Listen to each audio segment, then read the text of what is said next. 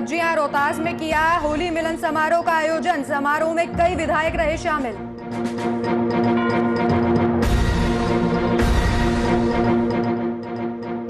Corona का कहर लगातार जारी। बढ़ते कोरोना के मामलों को लेकर पूर्व सीएम शंकर सिंह बाघेल ने दी प्रतिक्रिया। केंद्र सरकार पर जमकर साधा निशाना।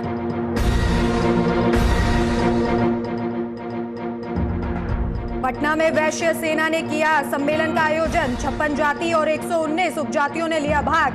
मौके पर वैश्य सेना के लोग रहे मौजूद। प्रदेश में अपराधियों के हौसले बुलंद। सुल्तानपुर में बेखौफ अपराधियों ने युवक को मारी गोली। गोली लगने से युवक हुआ गंभीर रूप से घायल, अस्पताल में भर्ती। नमस्कार, आप देख रहे हैं वीआईपी न्यूज और मैं हूं आपके साथ राखी लांबा। गुजरात में हाल में खत्म हुए स्थानीय नगर निगमों के चुनाव में कोरोना के नियमों को ताक पे रखकर लोगों ने अच्छी खासी भीड़ इकट्ठी की। साथ ही इंडिया और इंग्लैंड के बीच हुए मैच में मोटेरा स्टेडियम में लोगों की भीड़ इकट्ठा हो गई। इस मुद्दे पर राज्य के पूर्व सीएम शंकर सिंह बाघेला ने अपनी प्रतिक्रिया जाहिर की है। वीडियो जारी कर पूर्व सीएम ने केंद्र सरकार पर पुरजोर निशाना साधा और सरकार के कोरोना संबोधित नीतियों को लेकर सवाल खड़े किए हैं। बढ़ाने का एपिसेंटर गुजरात था, मोटेरा स्टेडियम था। अमेरिकन उस समय के प्रेसिडेंट ट्रंप थे और आज भी वही मोटेरा स्टेडियम है। एक साल के बाद भी कोरोना संक्रमण बढ़ाने का हब हमारा गुजरात बना है। याद करिए, एक साल पहले जो मैंने आपको कहा था कि थाली बजाओ, दिया जलाओ, ताली लगाओ, तब आपकी थाली में रोटी पिरसने वाला कोई नहीं होगा। वही एक साल के बाद वो सच होने जा रहा है। आज फिर एक साल होने जा रहा है जब प्रधानमंत्री ने कहा था कि आप ताली बजाइए, 9 बजे घंटी बजाइए, दिया जलाइए, बजाइए, फिर से घंटी बजाइए, ताली बजाइए, भक्ति करिए, भजन करिए। और एक साल के बाद आप सोचिए कि एक इस खबर पर ज्यादा जानकारी के लिए हमारे संवाददाता जयेश प्रजापति हमारे साथ जुड़ गए हैं। जयेश, हाल ही में जो भीड़ देखने को मिली थी, कोरोना को लेकर लगातार सरकार लोगों को जागरूक कर रही है, गाइडलाइंस दे रही है, लेकिन उसको लेकर लोग उल्लंघन करते दिखा रहे हैं। क्या कुछ प्रतिक्रिया उन्होंने दी है? जो पूर्व सीएम है, क्या अपडेट है इस मामले में? जी, मैं आपको बता दूं, पूर्व सीएम शंकर सिंह बाघेल ने तेज तर्रार से सरकार पे प्रहार किए थे। उनका साफ कहना था, जब डोनाल्ड ट्रंप पहली बार मोटेरा स्टेडियम में आए थे तब भी लोगों की भीड़ इकट्ठा हुई है, तब से कोरोना का स्टार्टिंग हुआ है। और अभी हाल ही में जो इंग्लैंड और इंडिया के बीच में मैच खिलाई गई थी, तब भी बड़ी संख्या में स्टेडियम में प्रेक्षक आए थे या लोगों इकट्ठा हुए थे, तब से ये कोरोना बढ़ रहा है। यानी शंकर सिंह ने सरकार पे पूरा तरीके से प्रहार करके बताया कि आपने कोरोना में रात्रि कर्फ्यू लगा दिया है, लोगों के लिए धंधा रोजगार बंद कर दिया है। यानी कहीं ना कहीं सरकार को लोगों की पड़ी नहीं है, उनका उत्सवों की पड़ी है, उनकी पड़ी है। यानी सरकार लोगों के लिए सोच नहीं रही, उनका साफ तरह से ये कहना था। जी, तो चुनाव अभी अभी संपन्न हुए, स्थानीय नगर निगम के जो चुनाव थे वो संपन्न हुए, उसके बाद जो लोगों में जीत की खुशी थी उसको लेकर भी खासी भीड़ इकट्ठा की गई। तो क्या कह सकते हैं कि जब गाइडलाइंस देने वाली सरकार ही इस तरीके की भीड़ इकट्ठा कर रही है, तो ये तो खुद ही वो नियमों को ताक पर रख रही है? जी, जी, यही बात शंकर सिंह बाघेल ने बताई थी कि जब सरकार को उत्सव करने थे, जब स्थानीय नगर निगम के चुनाव थे, तब लोगों की भीड़ इकट्ठा की, लोगों को सभा की, सब विजय सर्कस निकाले, तब कोरोना की गाइडलाइन नहीं थी, तब कोरोना एकदम से चला गया था। और जब आज चुनाव खत्म हो गया है, भाजपा जीत गई है, तब एकदम से कोरोना आ गया है। और कोरोना में कहीं ना कहीं गरीब लोगों ही मर रहे हैं। यानी धंधा अभी एमटीएस बीआरटीएस बस सब बंद है, यानी नौकरी धंधे पे जाने वाले लोगों को भी तकलीफ हो रही है। यानी कहीं ना कहीं कहना उनका था कि रात के 9 बजे के बाद बंद करने से होटल मालिक और छोटे मोटे व्यापारी लोग को तकलीफ होती है। ऐसा क्या है कि रात के 9 बजे के बाद ही कोरोना आता है, 9 बजे के बाद कोरोना नहीं आता? इस तरह की सरकार की नीति को लेकर शंकर सिंह बाघेल ने तेज तर्रार से प्रहार किए गए थे। जी, जी जयेश, आपका बहुत बहुत धन्यवाद इस खबर पर जानकारी देने के लिए। रुक करते हैं कुछ और खबरों की तरफ। उत्तर प्रदेश में आए दिन अपराधी बेखौफ तरीके से घटनाओं को अंजाम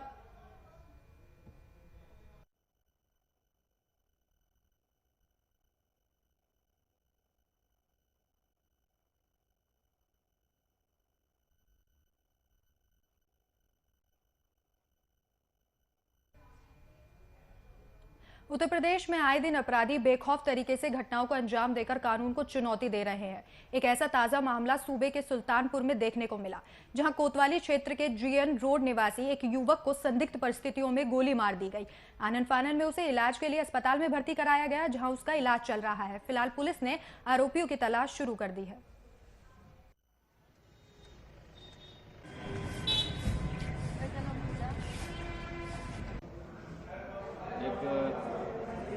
एक लड़का पवन नाम था, 21 साल का है। उसको दाहिने तरफ सस्पेक्टेड गन शॉट वुंड है उसको, ठीक है। उसको अपना फर्स्ट एड करके और सर्जन को रेफर किया गया था। हाँ,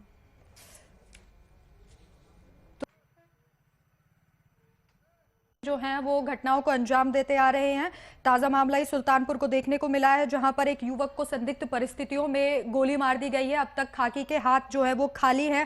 पुलिस लगातार आरोपियों की तलाश में जुटी हुई है, लेकिन अब तक खाकी को कोई भी सुराग नहीं मिल पाया है अपराधियों के बारे में कि आरोपी कौन थे और किस वजह से इस युवक को गोली मारी गई है। फिलहाल उसकी हालत बहुत नाजुक है और उसे अस्पताल में भर्ती करवाया गया है।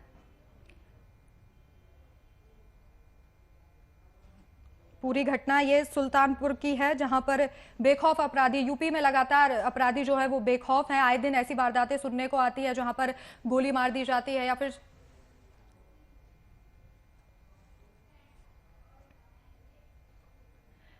कानपुर देहात जनपद से पारिवारिक विवाद में गोली चलने का मामला सामने आया है। मामला जनपद के रसूलाबाद कोतवाली क्षेत्र का है, जहां नव विवाहिता को घर में दाखिल कराने को लेकर विवाद हुआ और इसमें लाठी डंडे समेत खूब फायरिंग भी हुई।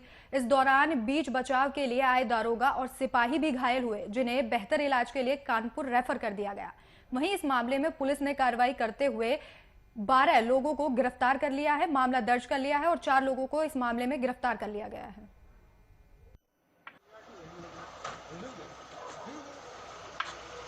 कहिंजरी चौकी थाना रसूलाबाद क्षेत्र के अंतर्गत एक महिला की शिकायत पर कि उसके परिजनों द्वारा उसे प्रताड़ित किया जा रहा है, चौकी इंचार्ज और एक सिपाही जांच में गए थे। वहां जांच के क्रम में, पूछताछ के क्रम में महिला के जो परिजन थे, ससुराल वाले थे, उनसे जो है कहासुनी हुई और महिला के परिजनों ने पुलिसकर्मियों पर पत्थरों से हमला कर दिया, जिसमें जो हमारे चौकी इंचार्ज हैं। तो इस खबर पर ज्यादा जानकारी के लिए राम दीक्षित हमारे साथ जुड़ गए हैं। राम, आपसे जानना चाहेंगे कि पारिवारिक विवाद में ये गोली चलने का मामला सामने आया है, 4 लोगों को फिलहाल गिरफ्तार कर लिया, लेकिन 12 लोग इस मामले में संलिप्त हैं। देखिए, जनपद के रसूलाबाद कोतवाली की कैंजरी चौकी का ये मामला है, पूरा मामला है, जहां पर कुछ दबंगों ने पुलिस टीम पर हमला कर दिया। मामला ये है कि पुलिस टीम विवाहिता को घर में कराने के लिए गई थी और आपस में समझौता बनाने की मानवता दिखाते हुए आपस में समझौता बनाने के लिए घर में छोड़ने गई थी महिला को। लेकिन वहां पर घात लगाए पहले से बैठे दबंगों ने पहले जो परिजन थे, महिला के परिजन, उन पर भी हमला किया और 2 पक्षों में आपस में भिड़ंत हो गई। फिर पुलिस के ऊपर हमला किया गया। पुलिस की वहां पर जो पुलिस दरोगा थे गजन पाल सिंह, उनकी पिस्टल छीन ली गई है और सिपाही जो था उसके सब पास असलाह था, जो सरकारी असलाह बंदूक थी, वो भी छीन लिया गया। अभी तक पुलिस बरामद नहीं कर पाई, लेकिन पुलिस ने आनंद में सूचना मिलते ही कई थानों की फोर्स मौके पर पहुंच गई थी और पूरा मौके, जो आरोपी थे वो मौके से फरार हो गए थे। लेकिन अभी तक पुलिस ने दरोगा को गंभीर रूप से जो घायल था उसको भर्ती कराया है अस्पताल में ले जाकर, लेकिन जो सरकारी असलाह लूटे गए तो उसमें अभी तक कोई भी उपलब्धि नहीं पाई है, न अभी असलाहों का पता चला है। लेकिन पुलिस ने 12 लोगों के खिलाफ नामजद रिपोर्ट दर्ज कर ली है और 4 लोगों को फिलहाल तुरंत एक्शन लेते हुए गिरफ्तार भी कर लिया है। जांच में जुटी है, पूछताछ की जा रही है 4 लोगों से। अब देखना ये होगा पुलिस की जो हौसले, दबंगों के जो हौसले हैं पुलिस के ऊपर लगातार बुलंद दिखाई दे रहे हैं। पुलिस का कहीं भी भय नहीं दिख रहा है, क्योंकि पिछले ही अभी यहाँ पर विकास दुबे वाला कांड जो आया था, बिकरू कांड हुआ था, पुलिस ने ऐसे ही दबंगों ने पुलिस के ऊपर हमला किया था, जो काफी बड़ा हादसा दिखला। ऐसे इसमें भी रात में कोई हादसा हो सकता था अगर पुलिस को गोली लगती, और फिर काफी भी बड़ा हादसा हो सकता था। फायरिंग हुई लगातार, लेकिन देखने को मिला, लेकिन मामला थोड़ा ही कम ही रहा, क्योंकि पुलिस मौके पर पहुंच गई और पास में ही चौकी बनी हुई थी, जिससे मामला साध लिया गया। जी राम, आपका बहुत बहुत धन्यवाद इस खबर पर ज्यादा जानकारी देने के लिए।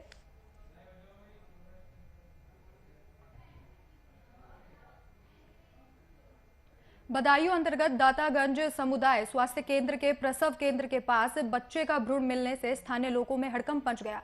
जानकारी के अनुसार सड़क पर पड़े भ्रूण पर राहगीरों की नजर पड़ी तो वहां के लोगों की भीड़ वहां इकट्ठा हो गई। इस विषय पर जब हमारी टीम ने चिकित्सा अधिकारी देवेंद्र सिंह से बात करना चाहा तो वो कैमरे से बचते नजर आए।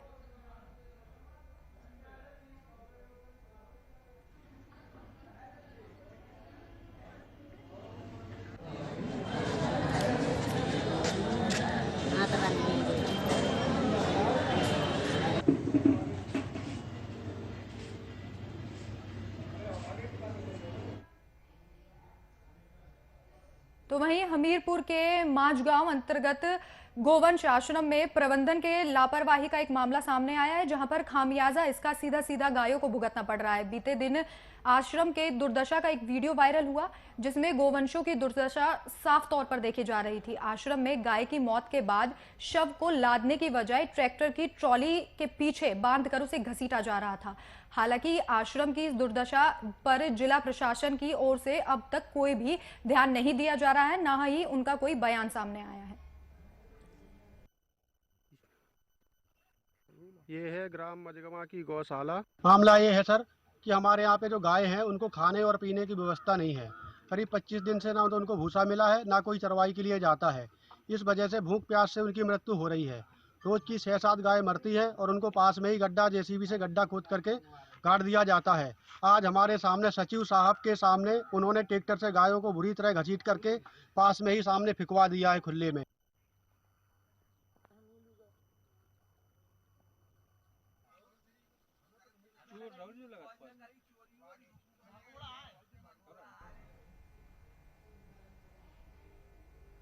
तो गायों की दुर्दशा काफी बेकार है। जहां यूपी सरकार लगातार दावे कर रही है कि गोवंशों को अच्छे से रखा जा रहा है, उनकी देखभाल की जा रही है, वहीं एक ऐसा वीडियो जहां पर गाय के शव को ट्रैक्टर ट्रॉली से घसीटते हुए ले जाया गया, इस तरीके का मामला हमीरपुर से सामने आया है, जो बेहद निंदनीय है। किस तरीके से गोवंश के शव पड़े हुए हैं।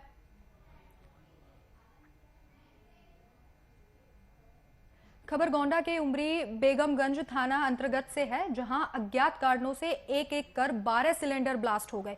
इस हादसे की सूचना पुलिस को दी गई। मौके पर पहुंची पुलिस और दमकल विभाग की टीम ने आग पर मशक्कत से काबू पाया।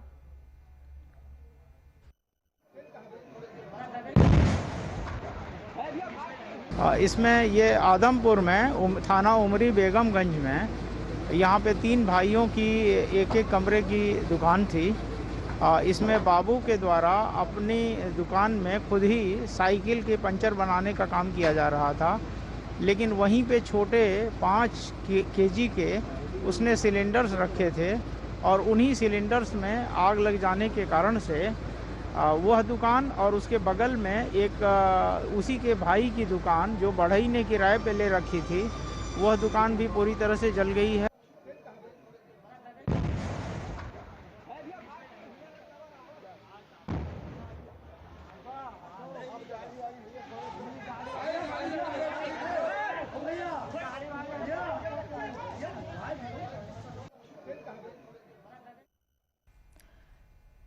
इस खबर पर ज्यादा जानकारी के लिए राजेश हमारे संवाददाता फोनों पर हमारे साथ जुड़ गए हैं। राजेश, एक के बाद एक 12 सिलेंडर ये ब्लास्ट हुए हैं, क्या कुछ अपडेट है? क्या किसी के हताहत होने की कोई खबर अब तक?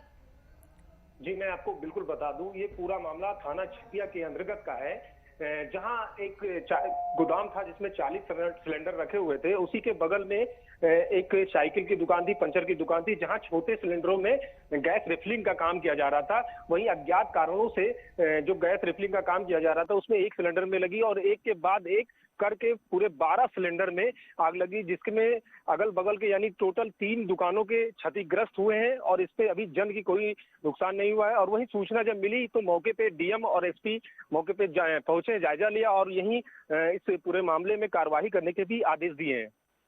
किसी के हताहत होने की फिलहाल खबर कोई सामने आई है? जी नहीं, जी मैं आपको बता दूं, किसी के हताहत की अभी कोई नुकसान नहीं हुआ है, लेकिन जो दुकानें थी, जो गोदामें थी, उसके क्षतिग्रस्त हो गया है और उसके बगल में जो 2 दुकानें और थी उसे भी काफी नुकसान का सामना करना पड़ा है। आपका इस खबर पर जानकारी देने के लिए बहुत बहुत धन्यवाद। तो वीडियो में आप साफ तौर पर देख सकते हैं एक के बाद एक 12 सिलेंडर एक साथ ब्लास्ट हुए हैं।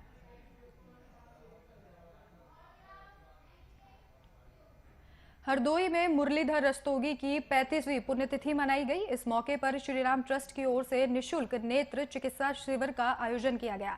इस शिविर में गरीब और असहाय लोगों का स्वास्थ्य परीक्षण किया गया और जरूरत के हिसाब से उनका इलाज भी किया गया।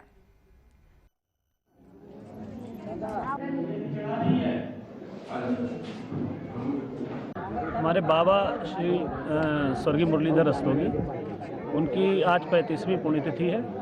उसके उपलक्ष्य में आज ये नेत्र चिकित्सा शिविर हो रहा है। इसके उपरांत सारे मरीजों की जांच होगी। लगभग अनुमानित 200 रजिस्ट्रेशन अभी तक हो चुके हैं और अभी बहुतायत भीड़ है।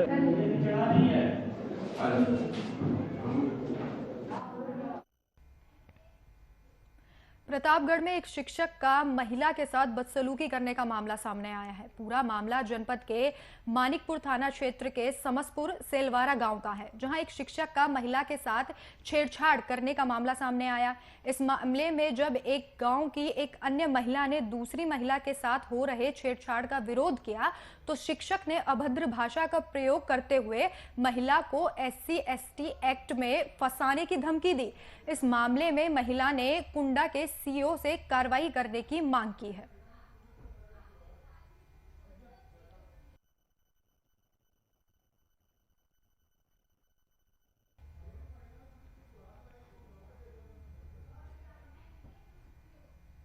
एक और सरकार और जिला प्रशासन की ओर से वैश्विक महामारी कोरोना पर नियंत्रण को लेकर लगातार नई गाइडलाइंस जारी की जा रही हैं, जिसमें आगामी त्योहार होली को लेकर भी प्रशासन ने स्पष्ट कर दिया है कि शहर में कहीं भी सार्वजनिक स्थलों पर होली मिलन समारोह आयोजित नहीं किया जाएगा।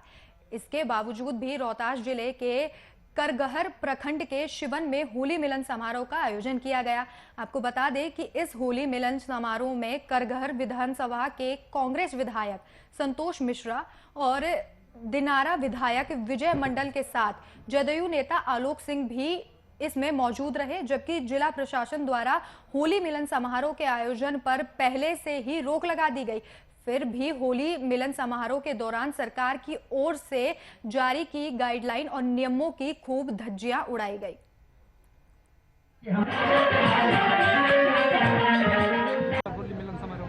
होली मिलन समारोह को बैन किया गया है कोरोना को देखते हुए, और डीजे एवं अन्य जो कोई भी आपत्तिजनक चीजें हैं उसको उसमें नहीं करना है, और मुझे पूर्ण विश्वास है कि लोगों के द्वारा इसका पालन देता हूं कि शिवम की धरती पर एक होली मिलन समारोह में शाहाबाद के 2 विधायक आज आपने इतनी उपस्थिति दर्ज कराई, इसके लिए मैं हृदय से आपको धन्यवाद देता हूं। साथ ही साथ होली मिलन समारोह आज हर जगह मनाया जाता है। सुरेंद्र बाबा सही कहे कि पहले वाली होली नहीं रह गई, लेकिन हम लोग हिंदू में एक होली ही ऐसा पर्व है जिसपे हम लोग होली मिलन समारोह मनाते हैं। समरसता का संदेश, आपस में भाईचारा का संदेश। और होली और फाग दोनों शब्द एक ही है, अलग अलग अपभ्रंश बन गए हैं, लेकिन होली भाईचारा, एकता, शांति और समृद्धि का त्योहार है। सारा चीज होली में समाहित है। तो होली क्या होता है कि पहले तो ऐसी परंपरा थी कि महीना पहले से शुरू हो जाता था। आजकल तो ऐसा हो गया है आजकल कि लोग रंग पसंद नहीं कर रहे हैं अपने कपड़े पर। नया नया कपड़ा होगा या पुराना भी कपड़ा होगा, रंग डाल दीजिएगा तो खिसिया जाएंगे लोग। कभी भोजपुरी के शेक्सपियर भिखारी ठाकुर ने इसी कला के माध्यम से समाज में जो दर्पण देने का काम किया, उसका वर्णन हम नहीं कर सकते हैं। वो जमाना एक था जब समाज में विषमता थी, समाज में एकरूपता नहीं था, समाज हम लोग का बहुत आगे नहीं बढ़ा था। उस समय बेमेल शादी होता था, लोग कलकत्ता कमाने जाते थे। इस पर हमारे भोजपुरी के शेक्सपियर भिखारी ठाकुर ने बड़ा चित्रण किया था। झारखंड राज्य चिकित्सा और जन स्वास्थ्य कर्मचारी संघ की ओर से 5वां जिला सम्मेलन का आयोजन किया गया। इस कार्यक्रम का आयोजन गिरिडीह शहर के किरण पब्लिक स्कूल में आयोजित किया गया। इस सम्मेलन के माध्यम से संघ के नेता अशोक कुमार सिंह ने बताया कि इस कोरोना काल में 95% स्वास्थ्य कर्मचारी लोगों के स्वास्थ्य के लिए अपनी जान जोखिम में डालकर काम कर रहे हैं। इसके बाद भी सरकार इन पर कोई ध्यान नहीं दे रही है। अब हम आपके बीच में जो अतिथि आए हैं और जो ये पीछे पीछे चलते हैं उनका कोई महत्व नहीं है। हमारा अगर कर्मचारियों पर कहर अगर ढाएंगे तो उनको जो है झारखंड से बाहर भेज दिया जाएगा। और जो है निंदा करता हूँ इसलिए कि अब हम आपके बीच में जो अतिथि आए हैं। तो बगहा में वीआईपी न्यूज का खबर का असर देखने को मिला। आपको बता दें कि कुछ दिन पहले नाबालिग ममता कुमारी की हत्या के मामले में वीआईपी न्यूज ने इस खबर को प्रमुखता से दिखाया था। वहीं अब इस मामले में एसपी को तगड़ा झटका लगा है। वीआईपी न्यूज के लगातार खबर दिखाने के बाद पीड़िता ममता को न्याय मिलने की उम्मीद जगी है। बता दें कि एसपी सामूहिक दुष्कर्म की पुष्टि नहीं कर रहे थे, लेकिन पोस्टमार्टम रिपोर्ट जो सामने आई थी उसमें दुष्कर्म की पुष्टि की गई थी। हेल्पलाइन नंबर जारी हुआ है और पुलिस की गश्ती तेज हो चुकी है। अभी सही है, ये वीआईपी न्यूज ये जो चालू किया है वो सही किया है, बहुत अच्छा है। पुलिस प्रशासन को इस सब चीज़ के लिए ध्यान देना चाहिए। जगह जगह पर ये सब पुलिस प्रशासन की काम है, आम पब्लिक की काम नहीं है। यानी ये सब चीज़ के लिए अच्छे से वीआईपी न्यूज असर देखने को मिला है कि पुलिस पीएम मोदी के खेलो इंडिया के तहत बीजेपी कार्यालय में खेल प्रकोष्ठ की कार्यसमिति की बैठक हुई, जिसका उद्घाटन डिप्टी सीएम रेणु देवी ने किया। इस बैठक में कराटा, बैडमिंटन, क्रिकेट के तमाम खिलाड़ियों को सम्मानित भी किया गया। वहीं सभी खेल प्रकोष्ठ के नेताओं को जगह जगह खेल आयोजन करने के लिए प्रेरित किया गया। मौके पर कराटा खिलाड़ी भोला थापा ने जानकारी देते हुए कहा कि पीएम मोदी से प्रभावित होकर खेल का आयोजन समय समय पर करने की जरूरत है। बिहार भाजपा के संगठन महामंत्री हम सभी को इधर देखो राजीव जी, जेपी मेहता जी,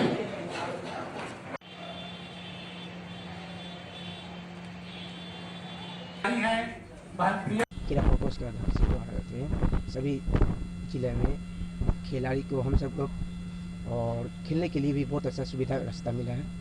हम चाहते हैं भगवान इसी तरह आगे हम सब को क्रीड़ा प्रकोष्ठ आगे बढ़ाएं और सभी खिलाड़ियों हम सब अभी बच्चे को मिला इंटरनेशनल में कराटे से सम्मानित किया मुख्यमंत्री रेणु देवी जी ने दिए और हम चाहते हैं बस यही दुआ हो बिहार में खेल तो जगित हो।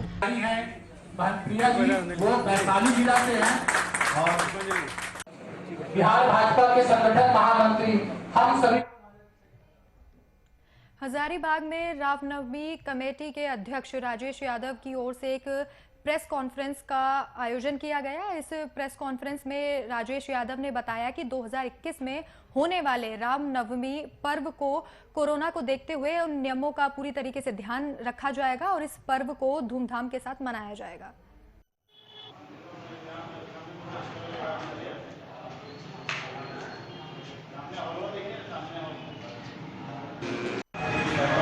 मेरी तो वार्ता में यह है कि सबसे पहले तो आप मीडिया के माध्यम से मैं बताना चाहता हूँ 2020 में रामनवमी हम लोग कोरोना महामारी लेके नहीं मना पाए।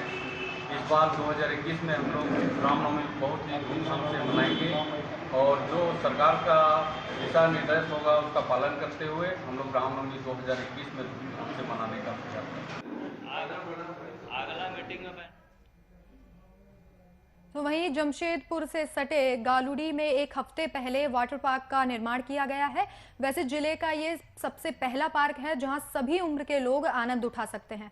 इस पार्क का उद्घाटन करने स्थानीय विधायक रामदास शोरेन पहुंचे थे, लेकिन इस वाटर पार्क का नजारा देखें तो यहां सोशल डिस्टेंसिंग का कोई भी पालन नहीं किया जा रहा है।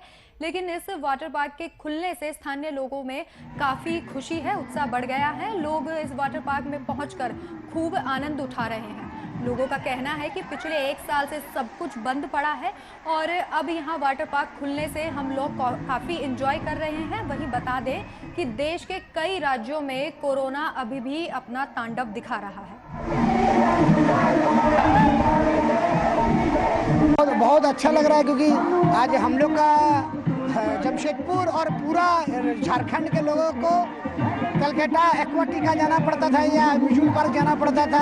आज ये पार्क बन करके झारखंड में और जमशेदपुर की शोभा को बढ़ाया है। पर्यटन बढ़ेगा, रोजगार बढ़ेगा और लोगों को 200-300 किलोमीटर 400 किलोमीटर कलकत्ता नहीं जाना पड़ेगा। और यहाँ फीलिंग आके बहुत अच्छा लगा हम लोग को। इससे पहले जुबली पार्क में गए थे, लेकिन उसमें जो है ना ये सब का नहीं, उसमें खाली जो है डांस करने का है और कुछ नहीं हुआ। इससे मजा आ रहा, पूरा पैसा वसूल सामान है। वही तो बोली, लॉकडाउन में सारे पार्क वगैरह बंद हैं। हम लोग दिल्ली नहीं जा सकते, बॉम्बे नहीं जा सकते, कोई भी टूरिस्ट प्लेस नहीं जा सकते। मगर इस पार्क को इस तरह से बनाया गया है जैसे लग रहा है कि हम कहीं समंदर के किनारे में बैठे हुए हैं, हम बॉम्बे में हैं, हम गोवा में हैं। इस तरह का हमें जितना भी टूरिस्ट प्लेस का जो अनुभव है वो हमें इस पार्क में कराया जा रहा है। It's an awesome feeling and it's an amazing park. And ये जो स्लाइड है उसमें तो बाप रे बाप बहुत ही मजा आता है। So you should come and visit it and you should at least। इस बुलेटिन में मेरे साथ इतना ही। देश और दुनिया की तमाम बड़ी खबरों के लिए देखते रहिए VIP न्यूज़।